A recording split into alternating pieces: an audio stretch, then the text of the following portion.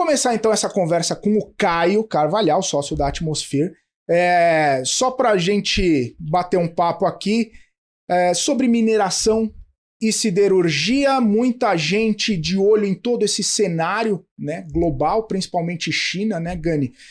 China tendo bastante impacto nesse setor. Queria que você falasse um pouco sobre, conceitualmente, né, por que China move esse setor como um todo, porque China é o principal motor ali desse setor de mineração e siderurgia, Caio. Bom, mais uma vez aí, bom dia a todos. A gente tem uma visão, assim, a questão da China. A China é um motor de consumo de diversas commodities, mas em especial as commodities minerais, tá? A gente está falando aqui especialmente do cobre e do minério de ferro através do aço. O grande motivo disso é que a gente tem, lógico, assim, existe uma diferença. Os dois são extremamente dependentes da China, né? Acaba sendo hoje, e a gente vai falar um pouquinho melhor mais para frente, de algumas mudanças estruturais que podem acontecer no médio e longo prazo, mas olhando para hoje, existe uma diferença importante entre o cobre e o aço, ferro/aço, é que o ferro/aço acaba tendo uma diversidade de mercados um pouquinho maior, né? Você usa o aço, minério de ferro, você usa no setor automotivo, você usa no setor de exploração de petróleo, você usa na linha branca, você usa em infraestrutura urbana, ponte, viaduto, mas você usa especialmente no setor de housing, né? Setor de residential ou commercial, que seria as salas, a elevação dos prédios residenciais, que usa muito aço.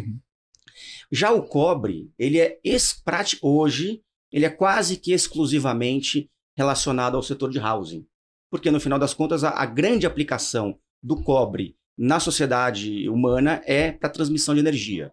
É o melhor produto que tem para transmissão de energia. Então, se você vai fazer um viaduto, você não precisa de cobre, ou não precisa de muito cobre, porque não vai ter, obviamente, eventualmente, você passa um cabo, alguma coisa assim, um fio ou outro, mas não é na veia como seria no setor de housing, seja comercial, residencial, até porque também, quando você tem situações, e aí a gente volta para a China, de uma expansão urbana, o consumo de cobre é ainda maior. Você tem cidades, pode olhar São Paulo, Miami, que você tem ainda um setor imobiliário muito aquecido, bacana, mas você constrói um prédio novo aqui no Itaim, você não necessariamente precisa de toda uma estrutura de transmissão de energia para alimentar aquele prédio.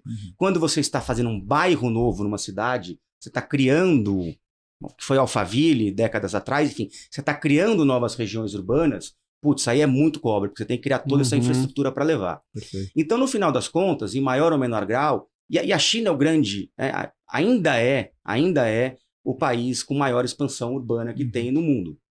Ainda pode ser que mude, fala-se um pouco da Índia, uma transição, mas a China é o grande motor dessa urbanização, seja na infraestrutura, seja no residencial, especialmente residencial.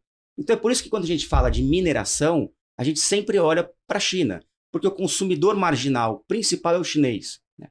Teve uma perspectiva de mudar um pouco isso no aço, nos Estados Unidos, com o Build Back Better, né, o grande plano do Biden, que acabou funcionando num percentual muito menor do que o esperado, e isso contribui também para essa perspectiva negativa, mas no final das contas a gente sempre olha para a China como consumidor marginal.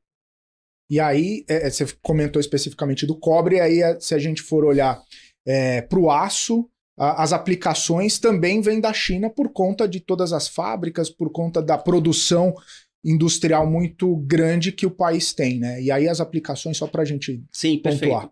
Perfeito. Para ter uma ideia, o consumo de aço da China é 60% do mundo, basicamente. Não tem...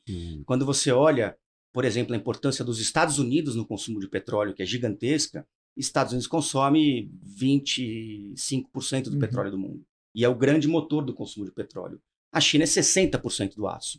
Quer dizer, é uma ordem de grandeza que, assim, eu desconheço um país com uma importância tão grande numa commodity nessa escala global, né? Então, e aí, obviamente, com a desaceleração da economia chinesa, que é algo que já vem aí de alguns anos, talvez um pouco mais, um pouco menos, essa desaceleração já começou a chamar nossa atenção numa perspectiva mais negativa para os minérios, né? Para cobre e minério de ferro. Quando a gente entrou com esse problema um pouco mais recente de inflação global, crescimento da taxa de juros do Fed, desaquecimento da economia, e agora já se fala claramente na perspectiva de uma recessão, putz, aí já foi a confirmação. Então a gente já estava posicionado negativamente nesse setor, a gente já tem posições short nesse setor, já de antes dos problemas de recessão, e agora só acentuou, deixou a gente um pouco mais confortável nesse posicionamento. O Caio